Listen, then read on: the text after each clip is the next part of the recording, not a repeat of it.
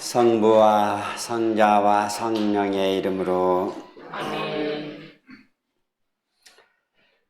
봄날 사랑의 기도 안도의 시인의 시입니다.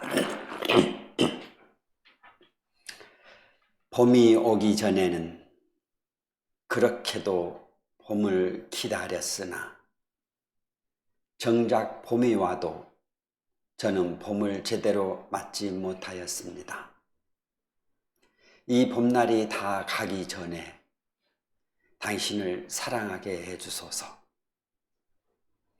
한 사람이 한 사람을 사랑하는 일로 해서 이 세상 전체가 따뜻해질 수 있도록 도와주소서. 이 봄날이 다 가기 전에 갓 태어난 아기가 응아하는 울음소리로 엄마에게 신호를 보내듯 내 입 밖으로 터져나오는 사랑해요 라는 말이 당신에게 닿게 하소서. 이 봄날이 다 가기 전에 남의 허물을 함부로 가리키던 손가락과 남의 멱살을 무턱대고 잡던 손바닥을 부끄럽게 하소서. 남을 위해 한 번도 열려본 적이 없는 지갑과 끼니 때마다 흘러넘쳐버리던 밥이며 국물과 그리고 인간에 대한 모든 무례와 무지와 무관심을 부끄럽게 하소서. 자신 있게 말할 수 있게 하소서. 큰 것보다는 작은 것도 좋다고, 많은 것보다는 적은 것도 좋다고, 높은 것보다는 낮은 것도 좋다고, 빠른 것보다는 느린 것도 좋다고. 이 봄날이 다 가기 전에 그것들을 아끼고 쓰다듬을 수 있는 손길을 주소서. 장미의 화려한 빛깔 대신에 제비꽃의 소담한 빛깔에 취하게 하시고, 백합의 강렬한 향기 대신에 진달래의 향기 없는 향기에 취하게 하소서.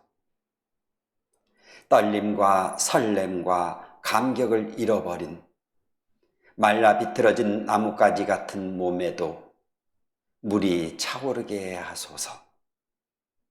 꽃이 피게 하소서. 그리하여 이 봄날이 다 가기 전에 얼음장을 뚫고 바다에 당도한 저 푸른 강물과 같이 당신에게 닿게 하소서. 네, 5월의 봄날입니다.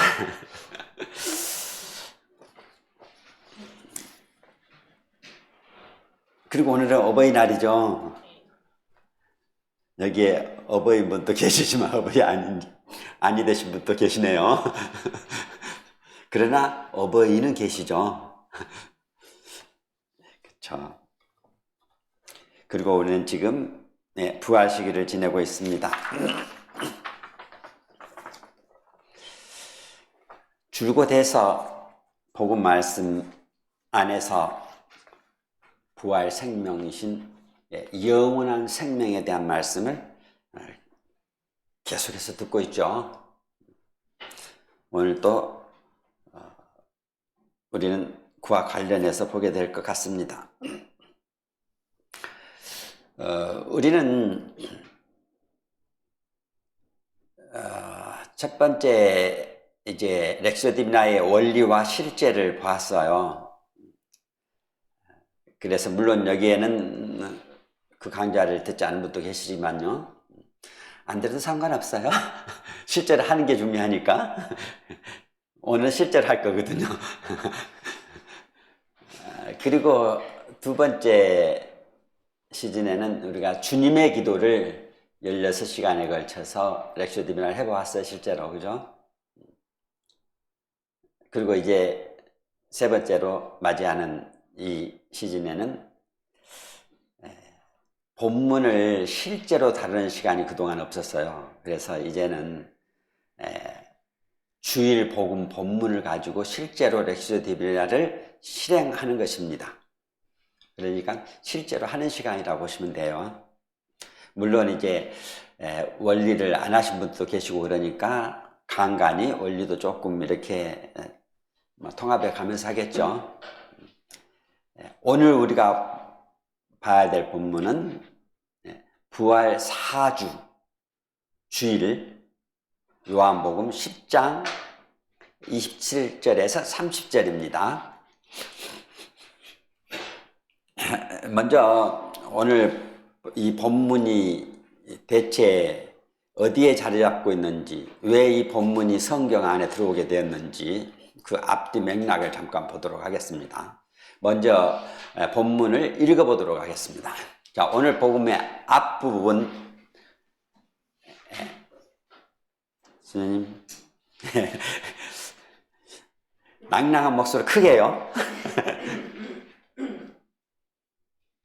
그때 예루살렘에서는 성전 봉헌 축제가 벌어지고 있었다. 때는 겨울이었다. 예수님께서는 성전 안에 있는 솔로몬 주랑을 거닐고 계셨는데 유다인들이 그분을 둘러싸고 말하였다. 당신은 언제까지 우리 속을 태울 작정이오? 당신이 메시아라며 분명히 말해주시오. 그러자 예수님께서 그들에게 대답하셨다. 내가 이미 말하였는데도 너희는 믿지 않는다. 내가 내 아버지의 이름으로 하는 일들이 나를 증언한다. 그러나 너희는 믿지 않는다. 너희가 내 양이 아니기 때문이다. 네, 다음. 내 양들은 내 목소리를 알아듣는다. 나는 그들을 알고 그들은 나를 따른다. 나는 그들에게 영원한 생명을 준다. 그리하여 그들은 영원토록 멸망하지 않을 것이고 또 아무도 그들을 내 손에서 빼앗아가지 못할 것이다. 그들을 나에게 주신 내 아버지께서는 누구보다도 위대하시여 아무도 그들을 내 아버지의 손에서 빼앗아갈 수 없다. 아버지와 나는 하나다. 그러자 유다인들이 돌을 집어 예수님께 던지려고 하였다. 예수님께서 그들에게 말씀하셨다. 나는 아버지의 본분에 따라 너희에게 좋은 일을 많이 보여주었다. 그 가운데에서 어떤 일로 나에게 돌을 던지려고 하느냐? 유다인들이 예수님께 좋은 일을 하였기 때문이 아니라 하느님을 모독하였기 때문에 당신에게 돌을 던지려는 것이요. 당신은 사람이면서 하느님으로 자처하고 있소. 하고 대답하자 예수님께서 그들에게 말씀하셨다. 너희 율법에 내가 이르건대 너희는 신이다 라고 기록되어 있지 않느냐. 폐기될 수 없는 성경에서 하느님의 말씀을 받은 이들을 신이라고 하였는데 아버지께서 거룩하게 하시어 이 세상에 보내신 내가 나는 하느님의 아들이다 하였다 해서 당신은 하느님을 모독하고 있어 하고 말할 수 있느냐. 내가 내 아버지의 일들을 하고 있지 않다면 나를 믿지 않아도 좋다. 그러나 내가 그 일들을 하고 있다면 나를 믿지 않더라도 그 일들은 믿어라. 그러면 아버지께서 내 안에 계시고 내가 아버지 안에 있다는 것을 너희가 깨달아 알게 될 것이다. 그러자 유다인들이 다시 예수님을 잡으려고 하였지만 예수님께서는 그들의 손에 벗어나셨다. 네, 감사합니다. 렉시오 디비나는 한마디로 말해보자면 말씀의 영으로 인해서 말씀에서 샘솟는 기도를 할 수 있을 것입니다. 말씀에서 샘솟는 기도이기 때문에 자신의 마음에 와닿는 구절에서 솟아나는 기도라기보다는 우리가 흔히 그런 말을 잘 하죠. 내 마음에 와닿는 구절, 내 마음에 와닿는 말씀 이런 말 하는데 그 말이 틀렸다는 얘기입니다. 그죠? 그런 뜻이 아니에요. 왜냐하면 말씀에서 솟아나는 기도지 내 마음에 솟아나는 기도가 아니기 때문에 그렇습니다. 그래서 자신의 마음에 와닿는 구절에서 솟아나는 기도라기보다는 당신께서 들려주시고자 하는 말씀에서 솟아나는 기도인 것입니다. 다시 말하면 자신이 아니라 말씀이 주도권을 지니신 것입니다.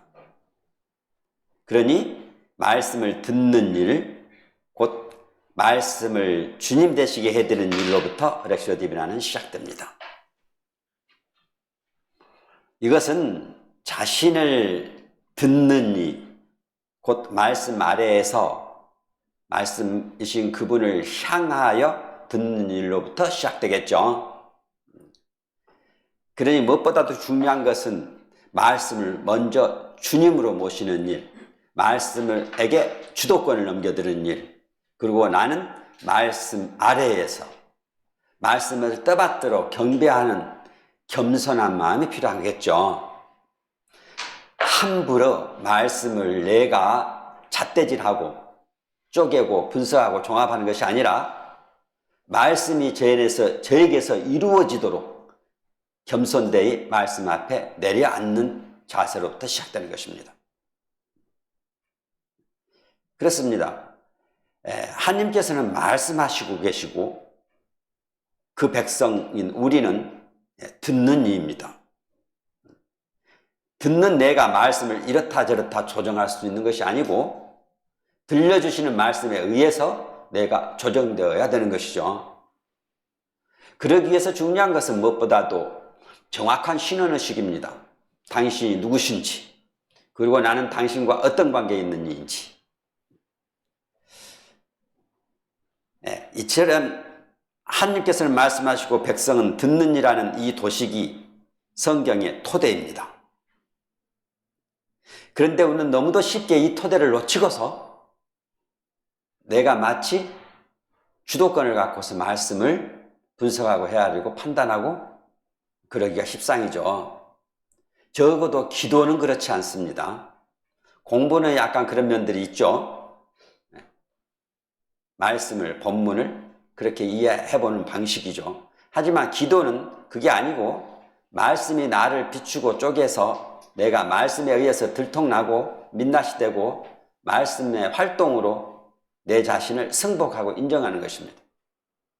거꾸로란 말입니다. 공부와 기도의 차이라고 볼 수 있습니다. 렉시오 디비나에서 이게 생명처럼 중요해요.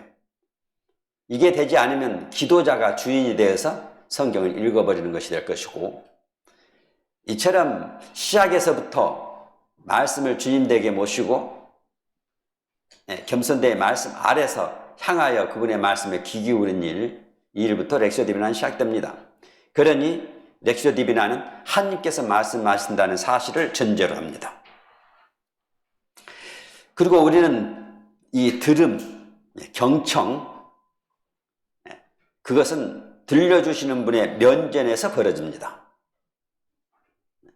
바로 이 인격적인 대면의 자리가 만남이 이루어지는 자리요, 들음이라는 경청이 이루어지는 자리입니다. 그런 이 만남과 들음이 발생하는 자리는 그분의 현존에서 시작됩니다. 다시 말해서 들음은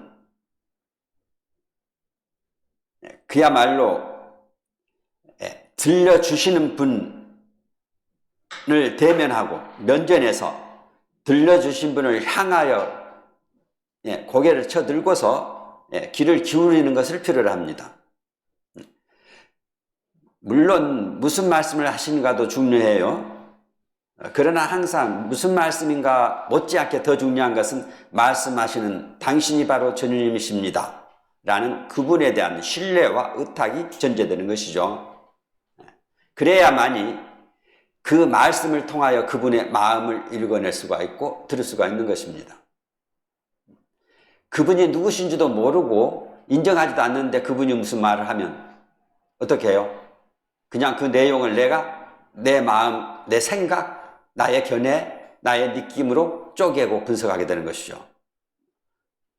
그러니 그것보다 더 전제되는 것은 지금 말씀이 있다면 말씀하신 분이 먼저 있는 것이고, 말씀하신 분이 왜 말씀하시는지, 누구에게 말씀하시는지, 말씀하신 분에 대한 존중감이 먼저 앞서야 된다는 이야기입니다.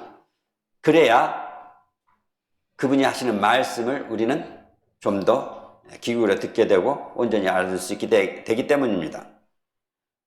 그러니 결국 이 만남은, 이 들음은, 경청은 무엇보다도 먼저 무한하신 그분의 사랑의 방문으로부터 말미암은 것입니다. 왜냐하면 우리가 아무리 보고 싶어도 보여주지 않으면 볼 수가 없고, 아무리 말씀을 듣고 싶어도 들려주지 않는다면 들을 수가 없기 때문입니다.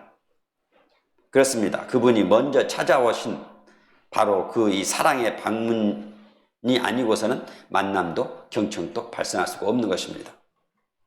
그러니 먼저 말씀하신 분에 대한 사랑이 필요한 것입니다. 그렇게 지금 우리가 주님의 사랑의 방문을 받고서 그 면전에 있게 된 것입니다. 지금 또 그렇습니다. 그죠? 우리가 지금 본문 말씀 앞에 대면에 있다는 것은 그분이 먼저 나에게 이렇게 당신의 존재를 드러내시고 다가와 방문하고 계시는 것입니다. 먼저 찾아와 주셨으니까 우리가 그분을 말씀을 들을 수가 있는 것이지, 그분이 말씀하시지 않는다면 우리가 듣고 싶어 해도 들을 수가 없는 것이죠. 먼저 그분에 대한 존중이 필요한 것이죠.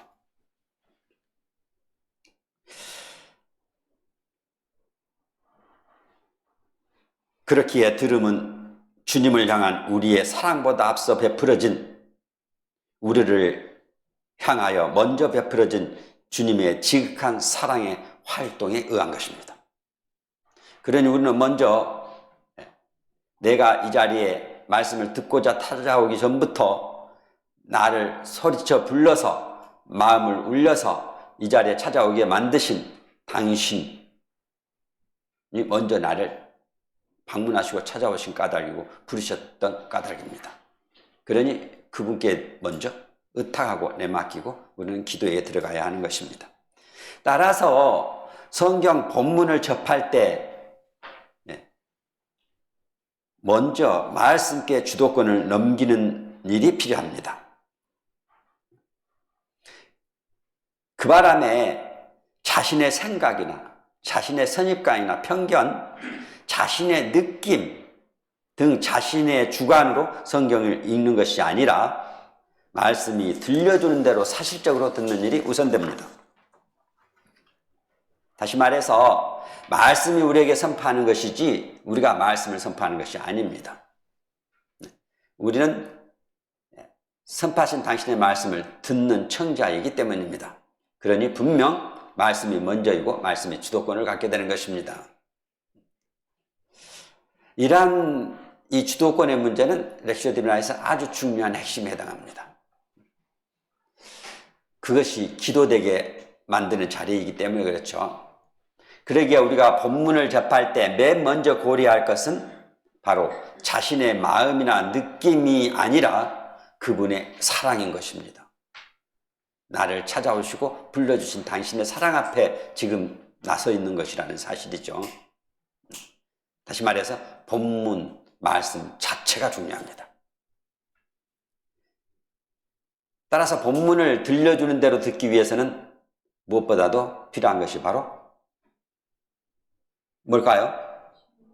먼저 말씀을 제대로 알아들으려면 먼저 말씀을 봐야 되겠죠. 말씀이 대체 어디에 자리 잡고 있는지, 어떤 상황에서 말씀이 벌어지고 있는지를 보는 것입니다. 우리는 그것을 보고 컨텍스트, 문맥 읽기, 문맥 읽기라고 이야기를 하죠.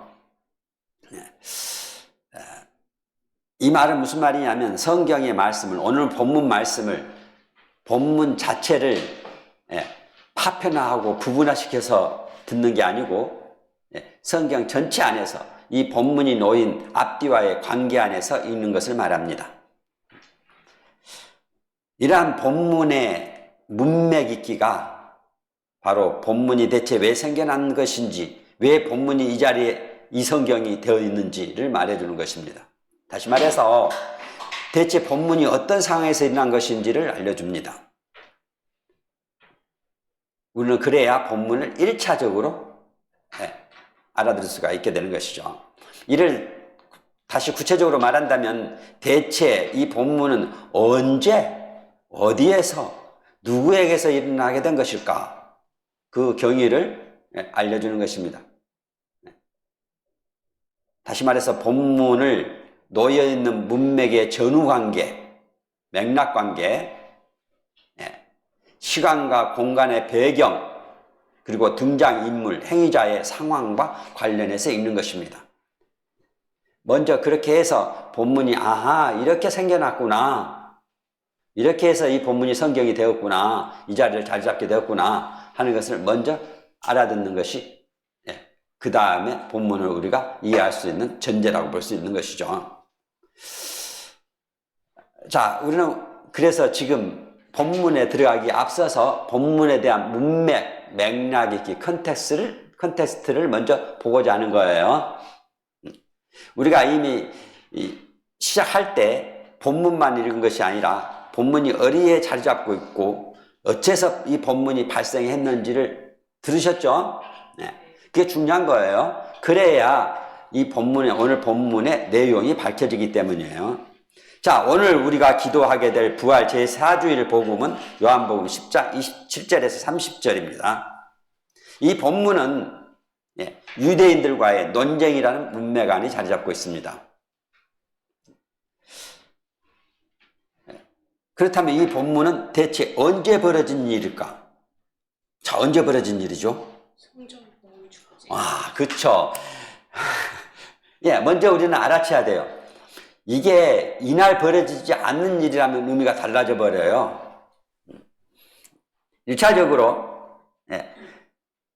오늘 본문에는 이게 없어요. 이 말마디가. 이게 언제 벌어진 일인지 알 수가 없어요. 오늘 본문만 본다면. 그런데 이 본문의 앞과의 관계를 보면 대체 언제 벌어진 일인지가 알 수 있죠. 그래서 아까 오늘 본문의 앞단락을 읽은 거예요. 이 앞단락에 의하면 22절에서부터 시작되는 이 앞단락에 의하면 이 본문은 성전 봉헌 축제 때 벌어진 일입니다. 자, 그렇다면 우리는 얼른 점검을 해봐야 돼요. 대체 성전 봉헌 축제는 무엇을 말하는가? 본문에서는 어떤 의미를 지니고 있는 것인가? 그래야 오늘 본문이 밝혀지겠죠. 자, 성전 봉헌 축제는 뭘까요? 약간의 공부가 필요하겠죠. 물론 우리가 교양이나 상식으로 이미 알고 있다면 좋겠지만 경우에 따라서는 찾아봐야만 되는 것이죠. 그래야 본문을 알아들을 수가 있어요.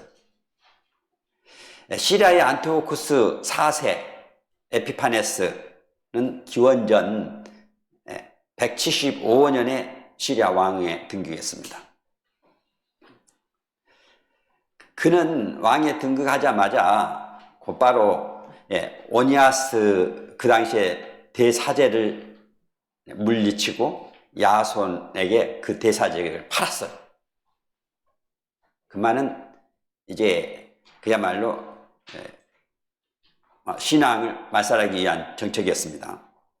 그리고는 예루살렘 성전 제단에다가 이교 제단을 세우고 제우스 신에게 제사를 바쳤습니다.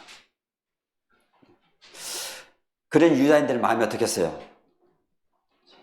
야훼 신앙을 갖고 있던 유다인들에게서는 기겁할 노릇이겠죠. 참담한 일인 것입니다. 마음속에 분노가 끓었겠죠.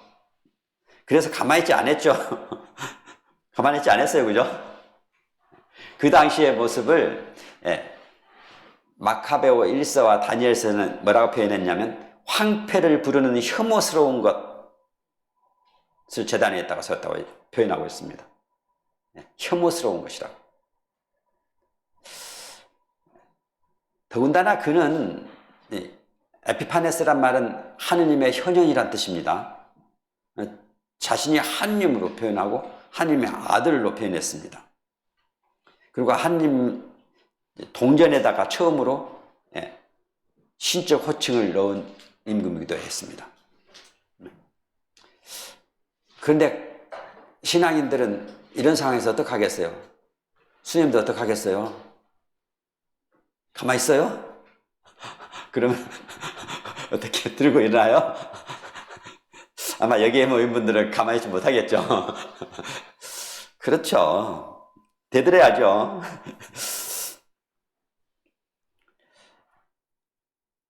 네, 바로 유다의 사제 마타티아스가 반기를 들었습니다.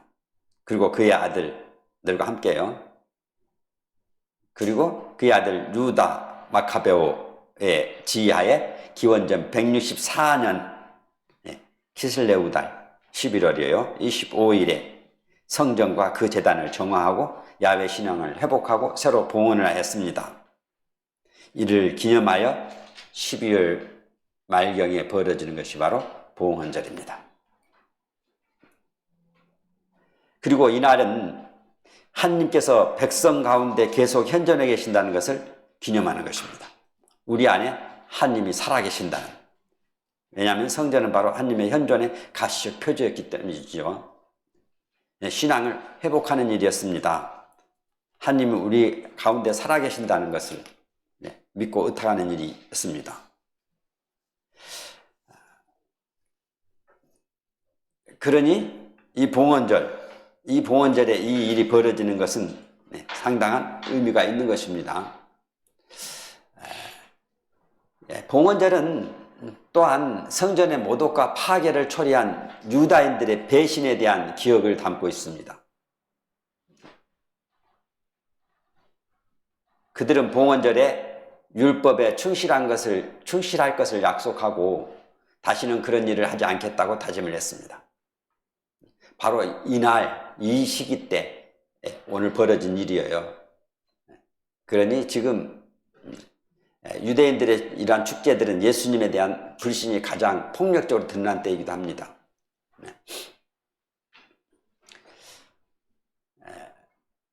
이 봉헌절 시기 중 어느 때에 벌어진 일이죠? 좀 더 넓은 의미의 시기는 봉헌절 축제 시기예요. 그런데 좀 더 직접적인 때는 언제예요? 오늘 본문 잘 살피셔야 돼요. 지금 우리는 본문을 주의 깊게 살펴봐야 돼. 오늘 본문 앞장면에서 지금 살펴봐야 돼요. 그래야 오늘 본문을 알 수 있기 때문이에요. 오늘 본문 앞장면은 주랑을 걸고 있을 때예요. 솔로몬 성전 주랑을 걸고 있을 때. 그죠?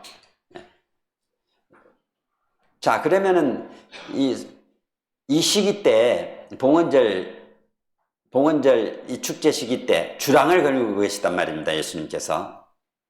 주랑도 또한 의미를 갖고 있겠죠. 솔로몬 성전은 기드온 계곡에 세워졌는데 성전 주랑은 성전 동쪽에 있는 지붕이 있는 주랑을 말합니다.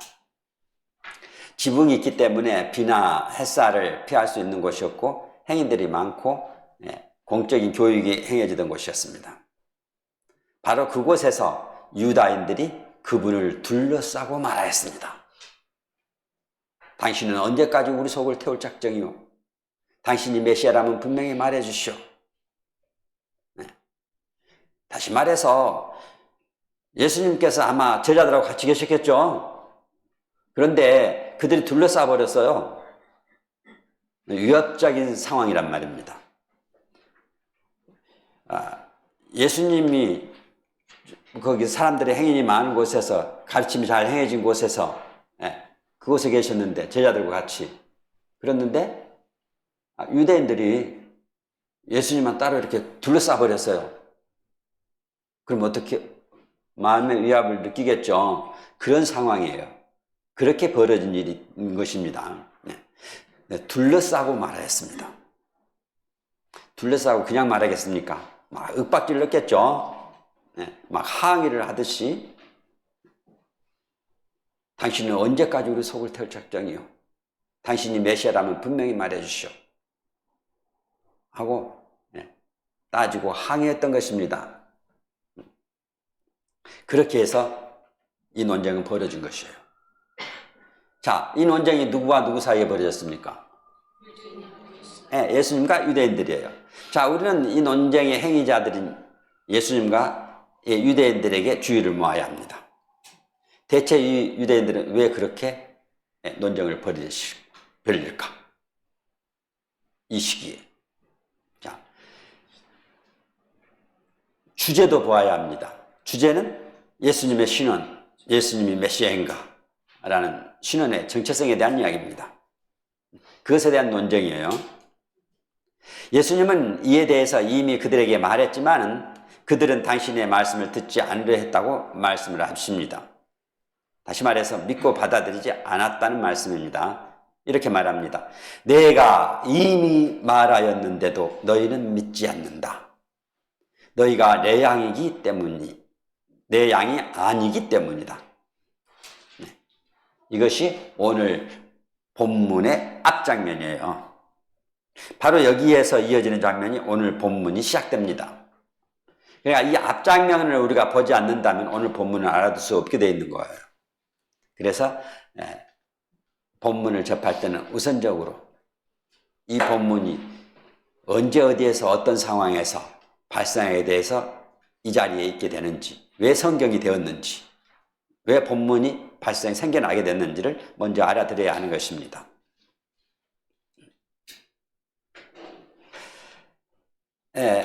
그러면 얼른 떠오르는 게 있죠. 이건 요한복음이에요. 요한복음 말고도 예수님 당신이 메시아 맞습니까? 메시아인가요? 하나님의 아들인가요? 하고 논쟁을 벌인 장면들이 떠올릴 수 있죠. 공관복음에서 유다의 최고위의 재판 중에 바로 이 일이 벌어집니다.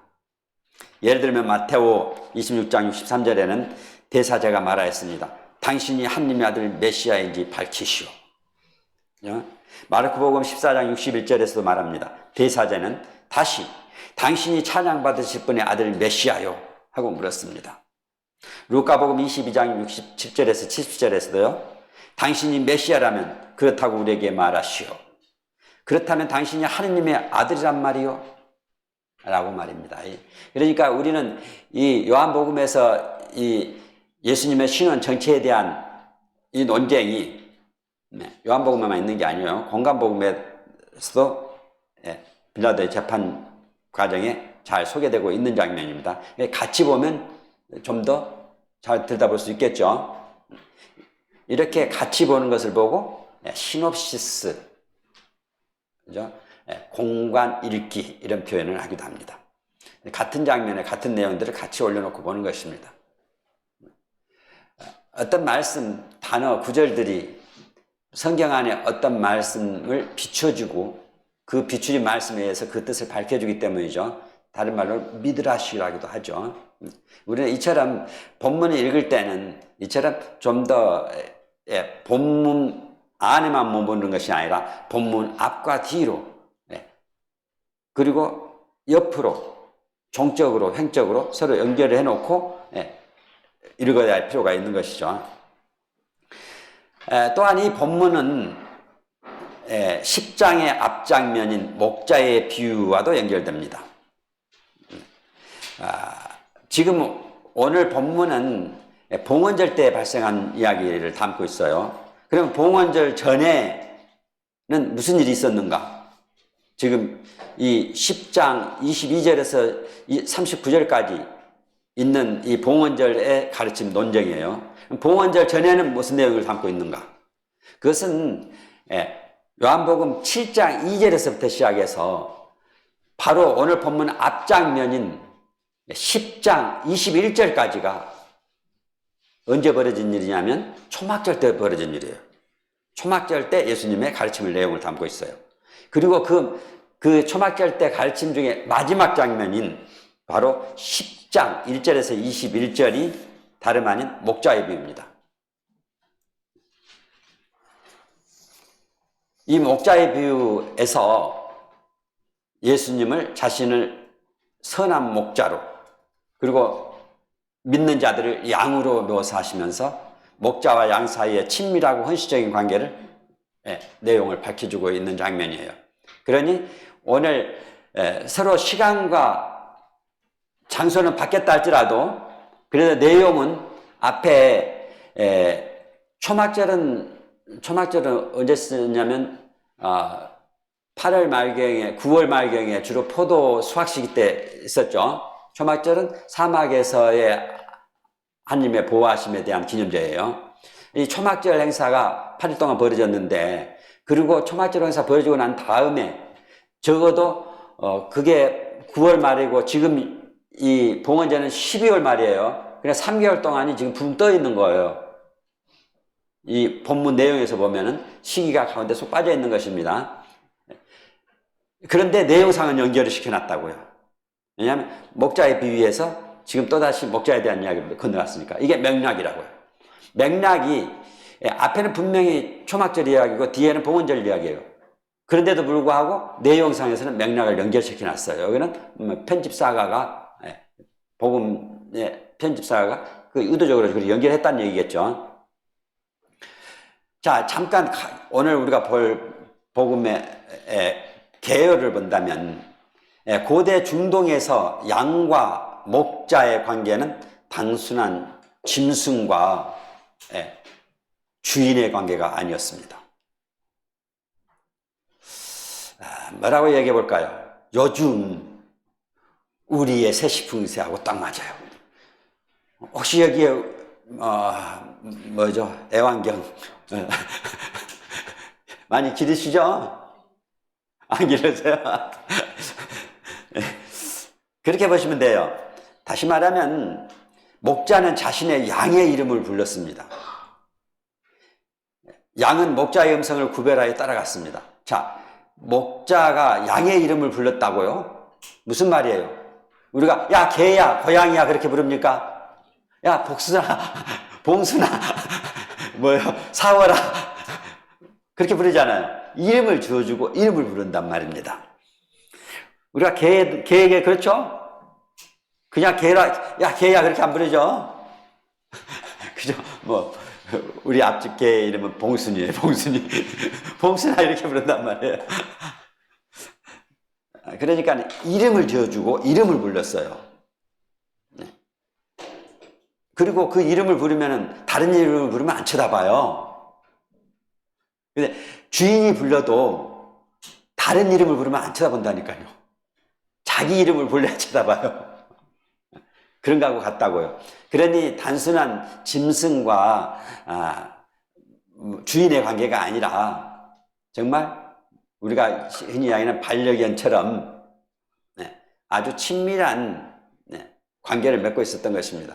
그래서 주인이 이름을 부르고 그리고 이름을 부르면 응답을 할 줄 알고 그리고 그 주인의 음성을 구별할 줄 알아요.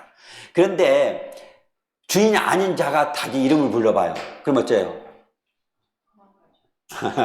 별로 시큰둥하면서 살짝 견눈질로 보고 말아요. 그런 거라고요. 다시 말하면 양은 목자의 음성을 듣고 따르는 존재였습니다. 그리고 목자는 양을 보호하고 인도하는 자였습니다. 이것이 바로 하나님과 우리의 관계를 보여주는 아름답고 강력한 이미지입니다. 단지 목자와 양의 관계가 아니에요.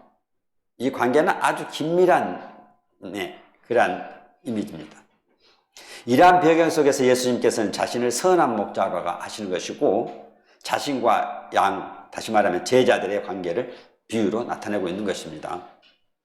오늘 이 본문은 바로 예수님의 정체성과 그분의 양들,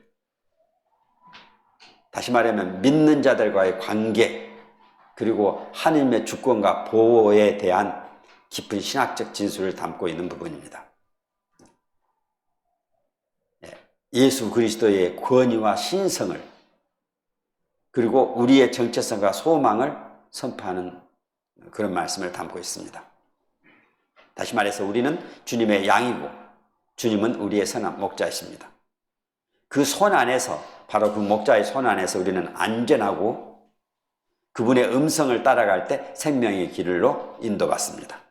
이러한 관계의 목자와 양의 정체성, 그 안전성에 대한 선포가 오늘 복음의 내용으로 볼 수 있는 것이죠. 따라서 오늘 보게 될 이 본문은 예수님께서 자신과 당신의 양들 사이에 깊은 관계를 설명하십니다. 제자들과 예수님과의 관계, 목자와 양의 관계를 빌어서 이 관계의 깊이를 지금 보여주고자 하는 것이죠. 그것은 바로 자신의 신성과 하나님의 뜻 안에서 일치를 선언하는 장면입니다. 자, 그게 일치가 어떻게 형성되어 가고 번져가는지는 이제 본문에서 이야기해 주겠죠. 자, 그러면 이제 지금부터 우리는 본격적으로 들어가서 먼저 우리는 지금까지 한 게 본문에 들어가기 전에 약간 렉시오 디비나의 성격을 잠깐 말씀을 드렸어요. 다시 말하면 말씀이 주도권을 갖는다는 측면을 먼저 말씀을 드렸어요. 본문을 좀 더 우리가 깊이 접근하기 위해서 먼저 그런 말씀을 드렸고, 그 다음에 본문이 어디에서 왜 발생하게 됐는지 맥락 있기도 했어요. 그리고 약간의 개요를 덧붙였습니다. 이제 우리가 실제로 해야 될 것은 각 절을 묵상하고 기도하면서 관상하는 일입니다. 지금 우리는 그 본격적인 일에 시작을 해보려고 그래요. 신앙의 형성에 있어서 들으라 라는 요구는 우리가 이미 앞에서 봤듯이 신구약 성경을 막론하고 핵심적이고 본질적인 요새입니다. 계약의 구조 자체가 바로 이를 요구합니다. 12세기에 이르러서 시토의 원장 귀고는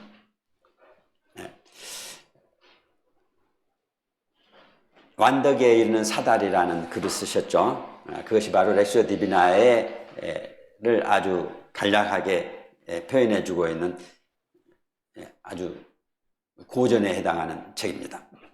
렉시오 디비나에 대한 전통적인 고전입니다. 그 책에서 귀고는 독서란, 렉시오란 단순히 읽는 것이 아니라 그 읽은 바를 주의 깊게 듣는 것이다. 주의 깊게 듣는 것이다. 읽으면서 듣는 것이죠. 주의 깊게 듣는 것이다. 자기가 읽지만 사실은 말씀께서 선포하시고 나는 그 순간 듣는 이로 청자로 들어가는 것입니다. 그러면서 자신의 온 힘을 집중하여 성경에 주의 깊게 연구하는 것이라고 말합니다. 그러니까 주의 깊게 듣는데, 주의 깊게 듣는 것은, 주의 깊게 듣는다는 말은 바로 이 말씀이 나한테서 이루어지기를 지향하여 듣는 것이고, 이렇게 말씀하시는 분에 대한 믿음과 희망과 사랑으로 듣는 것입니다. 그렇게 내 영혼을, 내 마음을 집중해서 말씀을 들으면서 그 말씀에 주의 깊은 연구도 함께 한다는 얘기입니다. 인스펙시오라고 하는 관찰입니다. 관찰. 말씀을 그냥 흘려버리지 아니하고 마음으로 영접하고 받아들이면서 맛을 보면서 읽는 것이에요. 이것을 보고 흔히 주의 깊은 경청 혹은 깨어있는 경청 혹은 세밀한 독서 이런 말로 표현하기도 합니다. 그 말은 먼저 오늘 본문이 대체 무슨 말씀이신지 먼저 한 몇 차례, 서너 차례 읽으면서 객관적이고 보편적인 메시지를 일단 알아챈 다음에 다시 본문을 처음부터 중첩해서 거듭거듭 반복하면서 읽어나가는 장면이에요. 본문을 세밀히 주의 깊게 읽는다는 것은 천천히 여러 번 반복하여 마음과 정성을 다하여 세밀히 읽는 것을 말합니다. 그것은 바로 성경을 읽고 되새기고 내면화하는 것입니다.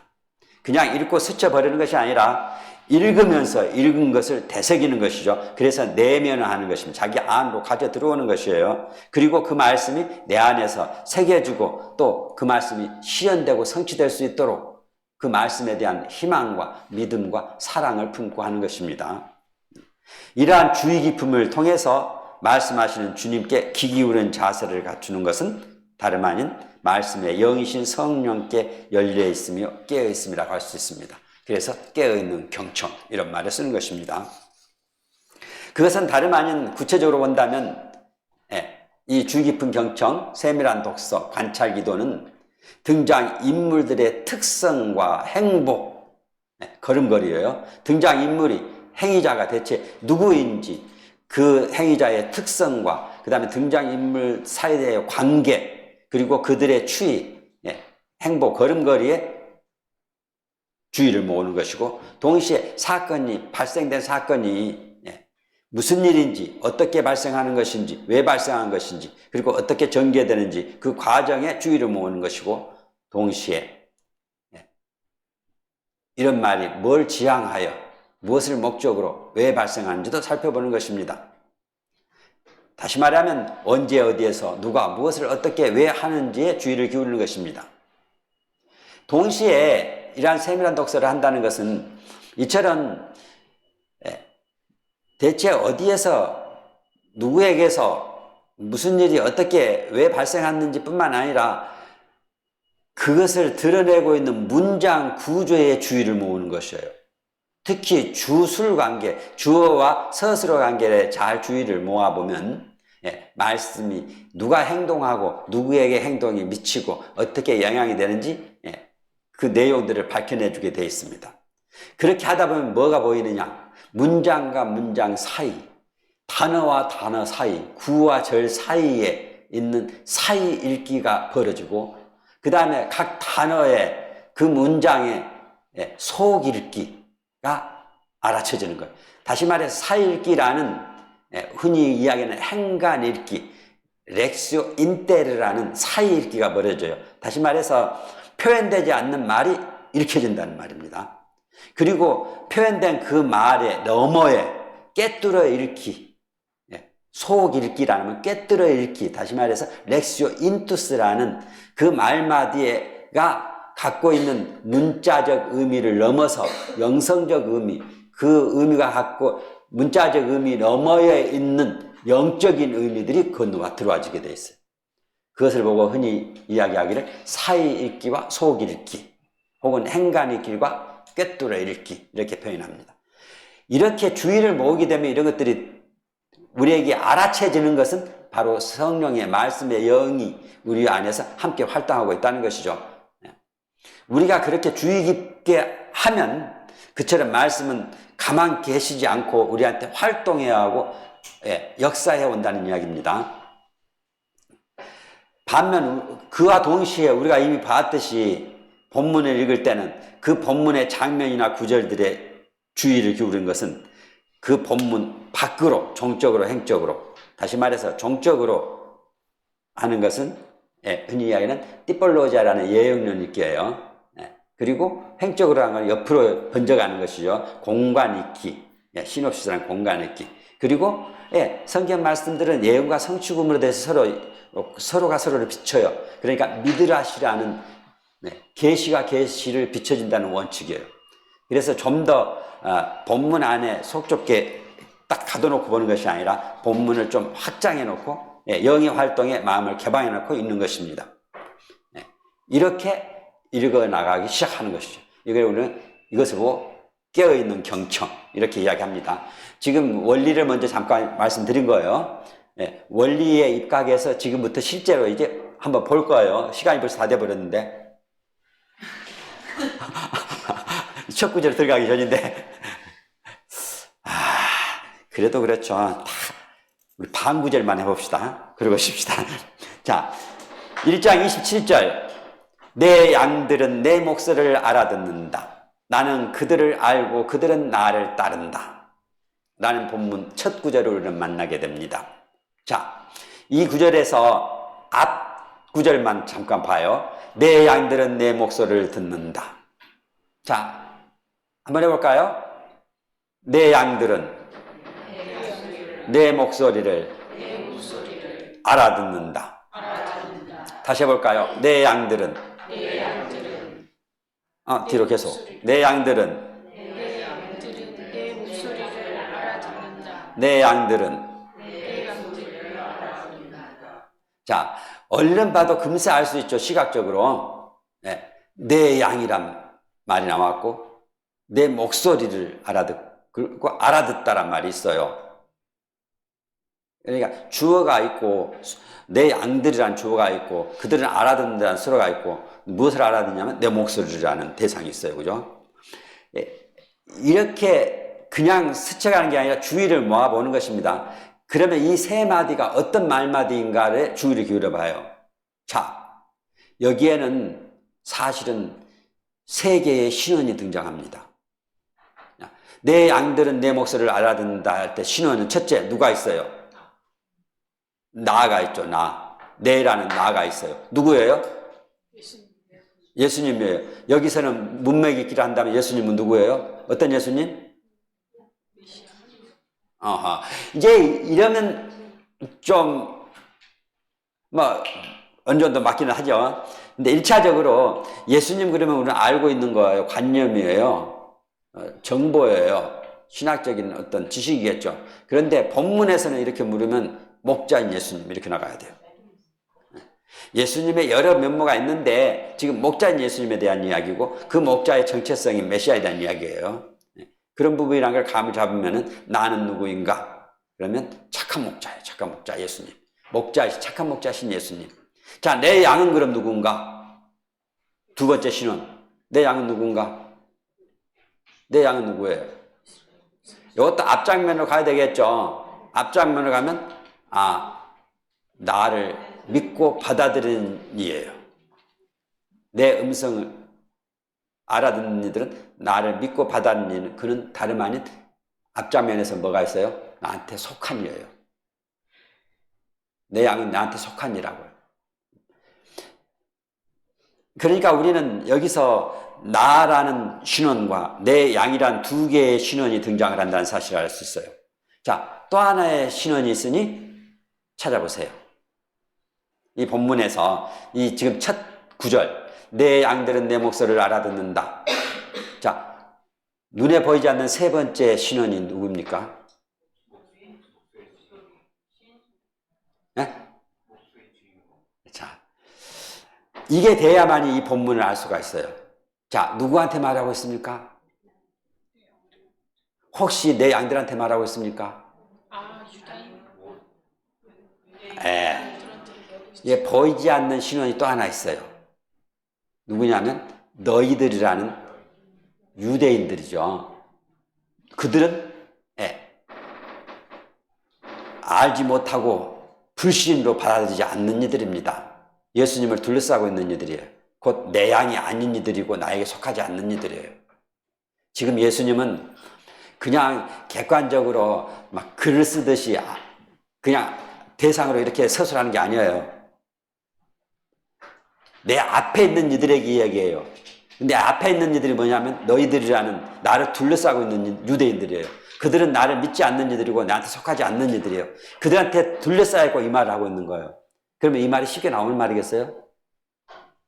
혹시 나를 압박하고 누군가가 막 둘러싸가지고 위협적으로 네 메시아 맞나? 그렇게 물으면 주눅이 들어가지고 맞으면서도 그러지 않아요? 그런 상황인 거예요. 그러니까 이 상황이 정확하게 내 안에 들어와야 돼요. 아하, 내 양들은 내 목소리를 알아듣는다. 이 말을 누구한테 하고 있냐고요. 나를 둘러싸고 나한테 지금 윽박지르고 있는 얘기 하는 말이에요. 당당함을 드리는 것이 당당함. 그죠? 그래 보이지 않는 세 번째 신원이 있는 것이에요. 자, 내 목소리, 그건 당연히 목자의 목소리죠. 그건 목자의 선포와 증거겠죠. 자, 알아듣는다는 말을 들어봐요. 지금 우리는 이 문장 안에 세 개의 단어가 나왔으니까 먼저 문장 안에 이 단어가 본문 안에서 무슨 뜻인가를 알아보는 것입니다. 문자적 의미를 넘어서서 본문 안에서는 무슨 뜻인가를 먼저 알아듣는 것이에요. 알아듣다는 말은 누가 알아듣냐면 내 양들이 알아들어요. 근데 양들의 특성을 떠올려 볼 필요가 있어요. 양들은 첫째 눈먼 이들이에요. 보통 양들은 1, 2m 바깥을 못 본다 그러잖아요. 그걸 원시입니까? 근시입니까? 원시. 가까이 있는 걸 멀리 있는 걸 못 보니까? 근시예요, 근시. 그러니까 가다가 허방에 빠질지 벼랑에 떨어질지 모르는 거예요. 그러니까 가만히 있어요, 얘들은 주로. 목소리에 따라 움직인다고. 대신 귀가 발전하겠죠. 근데 눈이 멀어서 앞으로 잘 이동이 동작이 굼떠요. 대신 귀가 아주 밝아요. 예, 목소리에 따라서 움직여요. 보는 것에 따라 움직이는 게 아니고 목소리에 따라서 움직인다고요. 이들이 목의 양들의 특성이에요. 예, 양들은 눈이 멀기에 오로지 듣는 일에 방향지어진 짐승입니다. 나는 어떠세요? 듣는 일에 방향지어진 존재예요?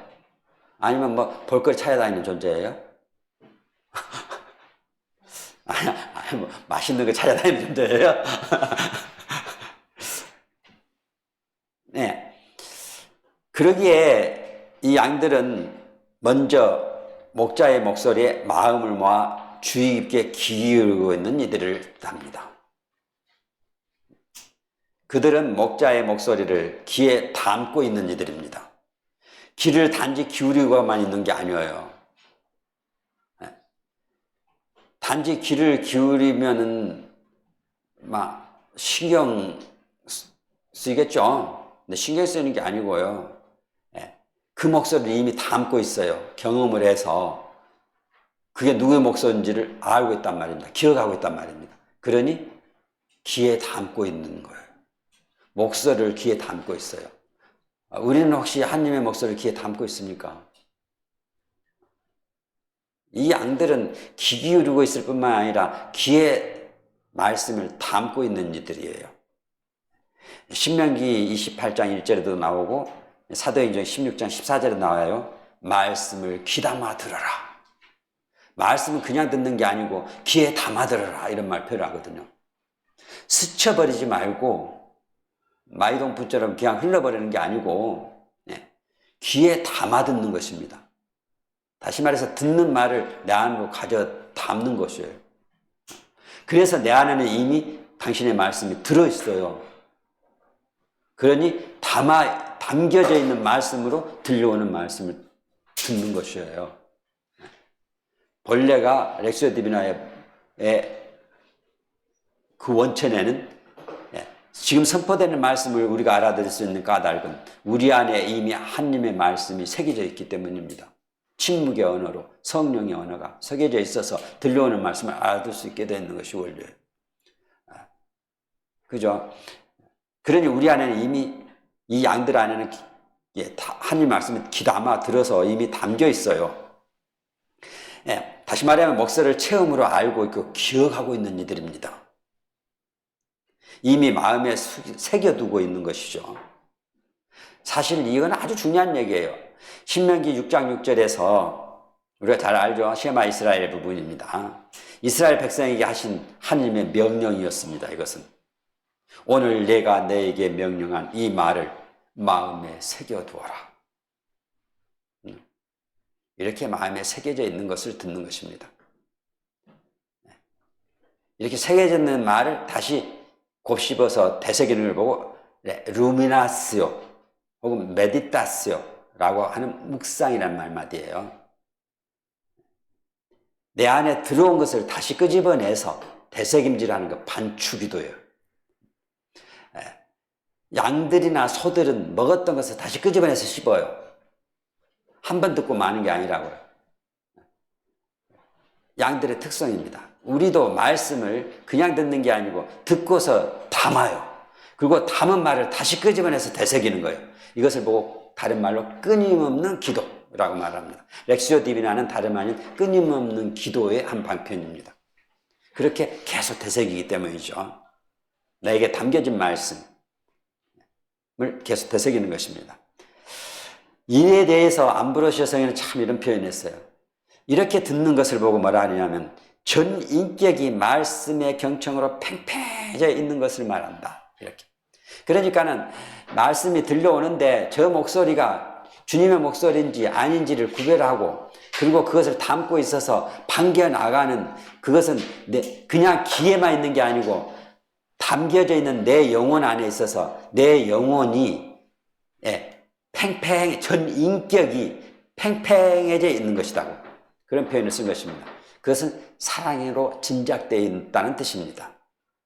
더 아름다운 표현은 그레고리 성인은 이런 표현을 하셨어요.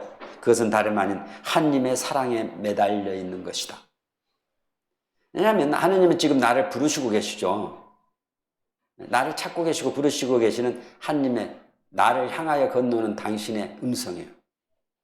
그 음성을 듣고 있는 것은 바로 그 사랑에 매달려 있는 것이다. 그런 뜻입니다.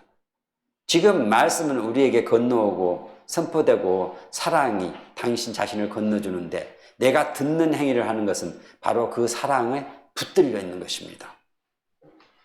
그 사로잡혀 있는 것이죠. 그리고 이것은 더 나아가서는 붙들고 있는 행위 차원을 넘어서서 붙들려 있는 존재적 차원으로 끌고 가는 것입니다. 얼만큼 서로 일치되어 있는가, 이 관계가 얼마나 깊은 관계인가를 말해주는 것이죠. 우리는 어떨까? 우리의 존재가 바로 그런 존재여야 할 것입니다. 우리가 시면으로부터 우리 영혼이, 우리의 마음이 그렇게 기울어져 있고, 그리고 그분의 말씀을 담고 있고, 그리고 그 말씀을 되새기고 있고, 그리고 그 말씀에 매달려 사로잡혀 그러고 있는가? 이 알아듣는다는 말의 의미는, 그러니 깊고 깊은 뜻을 갖고 있는 것입니다. 이 말을 앞 단락과 관련해서 알아들어 본다면, 내가 이미 말하였는데도 너희는 믿지 않는다. 그러나 너희는 믿지 않는다. 그러나 너희는 믿지 않는다. 너희가 내 양이 아니기 때문이다. 라는 말에 비춰서 본다면 믿음으로 알다라는 말의 뜻입니다. 알아듣는다는 말의 뜻은 어떻게 해서 알아듣느냐? 믿음이 있기 때문에 믿음으로 안다는 뜻입니다. 다시 말해서 그 말을 들어보고 이해가 되니까 동의하는 것을 말하는 것이 아니라 믿음으로 이미 받아들였기 때문에 이미 믿음으로 아는 것을 이야기하죠. 믿고 받아들이는 것입니다. 머리로 이해하는 것을 넘어서서 전 인격으로 받아들이는 것입니다. 그러니 그분의 목소리를 들은 양들은 많습니다만은 그 중에 그 목소리를 믿고 받아들이는 이들은 적는 것입니다. 바로 그들을 일으켜서 알아듣는다라는 표현을 쓴 것이에요. 그러니 중요한 것은 먼저 믿는 일입니다. 그분을 착한 목자로 믿는 일, 자신이 그분의 소유가 되는 일, 자신을 그분께 속한 이로 받아들이는 일, 사랑으로 승복하는 일, 그런 믿음으로 알게 되는 것입니다. 시간이 너무 많이 나와서 그냥 좀 쉬었다 가겠습니다.